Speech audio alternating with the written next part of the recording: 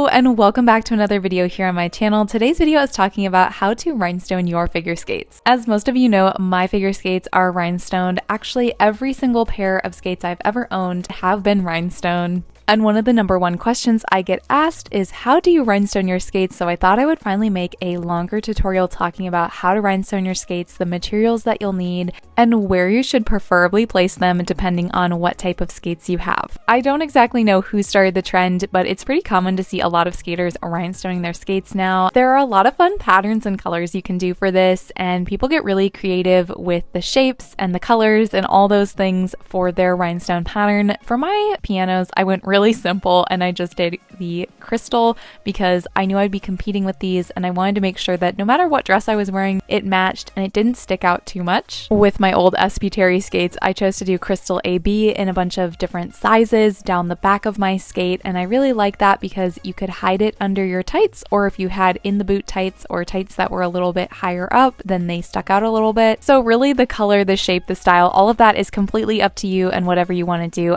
Anyways, with all that being said, let's get right into the video. First things first, let's go over a list of materials and items that you will need to rhinestone your skates. So first, you will definitely need a pair of skates, obviously. The second thing you will need is the rhinestones that you'll be using. In just a second, I will talk about all the places that you can purchase your rhinestones and where I purchase mine. The next item you will need is glue. I will go over a few different options that I recommend using, but the number one choice that I recommend is E6000. The next few items are optional, but I highly recommend getting them because it will make the process so much easier. These are all the extra tools that I recommend getting. First is a wax pencil or a wax pen or a rhinestone picker. They're kind of called a bunch of different things, but this is going to help you pick up the rhinestone and place it where you'd like to put it without having to use your hands and avoid getting glue on your fingers. You will want a flat tray, a lid, or any container that's going to help you put all your rhinestones in where you can pick them up. These are some of the trays that I use, especially when I'm doing dresses. The next item you might want is a sewing pin or a sewing needle. This is if you want to do the needle application method, which I will talk about later in the video, but you will essentially need it to grab your glue from and place it onto your skates. For skates, I don't really think the needle method is super necessary unless you are working with extremely small sized rhinestones, but I will still mention it later in the video. Another item would be a tweezer. Sometimes you will receive a tweezer when you purchase rhinestones from Amazon, especially in larger packs. I'm not a huge fan of putting rhinestones on dresses or skates with tweezers because I feel like it's just harder to handle than a wax pencil, but this is also a good option if you want to move a rhinestone into a certain spot if it's not really going where you want it to go. The last item that I think is super important is a paper towel, a napkin, or an old towel that you are not going to use again. This is going to help clean up any glue that has gotten places you don't want it to go, or it's going to help take it off your fingers, or most importantly, this is going to be used to clean off the tube once we're done squeezing out some glue so it doesn't dry to the cap. Now that we've gone over the items you will need for this project, I will talk about where you can purchase these items. First off, I will say that I will leave a link for almost everything down in the description box below, so if you'd like to go find these items, you can. Some of these items can be found on my Amazon storefront, which I do earn a commission from. I mostly order all of my rhinestones from Rhinestones Unlimited or Rhinestone Supply. These are great online retailers that have a very large selection of fun colors, shapes, sizes, and they're all wonderful to work with. Another place you can purchase your rhinestones from is Amazon. Now, I will say if you want the higher quality rhinestones like Preciosa Maxima, then you cannot really find these on Amazon in larger quantities. If you would like to purchase larger quantities to fill up an entire space either on your dress or your figure skates, I highly recommend checking out the two websites I mentioned, Rhinestones Unlimited or Rhinestone Supply. That is where you can also find a bunch of fun shapes and colors you will not find available on Amazon.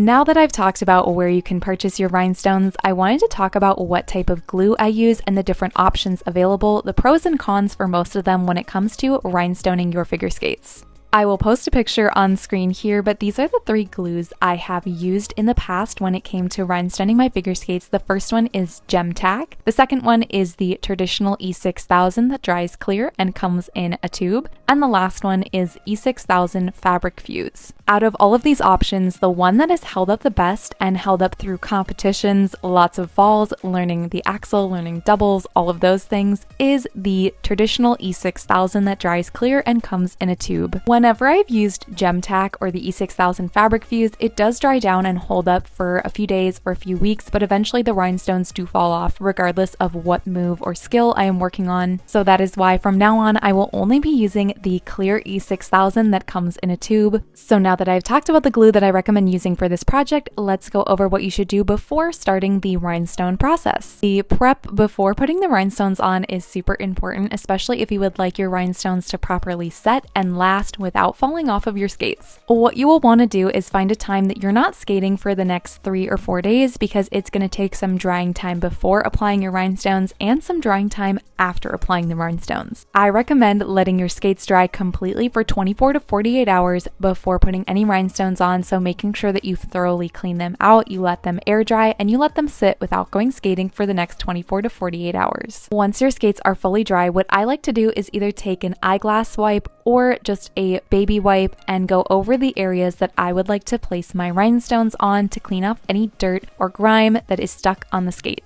After I do this, I want to take a dry paper towel or a dry towel of some sort and just clean up those areas so there's no moisture left on the skate from doing that. Now, after we've done all of that, it is finally time for the fun part, which is adding your rhinestones. So you are going to add a little bit of glue in the areas that you would like to add your rhinestone. And with this clear liquid E6000 that comes in the tube, this one, you can start placing the rhinestones down immediately without having to wait for the glue to become tacky or anything. You can also spread out in all the areas you want and wait for the glue to become a little bit tacky so you can do everything at once. There are a few different ways you can apply the glue. You can either apply it directly from the tube onto the skate, and you just want to be mindful when you do this. So you want to make sure that you press down and you push out and flick away any glue strings or any possible glue strings. The other glue application method is using the sewing pin or sewing needle I mentioned earlier, and what you're going to do is you're going to push a little bit out of your tube. You're going to take your sewing pin or your sewing needle and you're just going to grab a teeny bit on top, and then you're going to press it onto the spot that you would like to apply your rhinestone.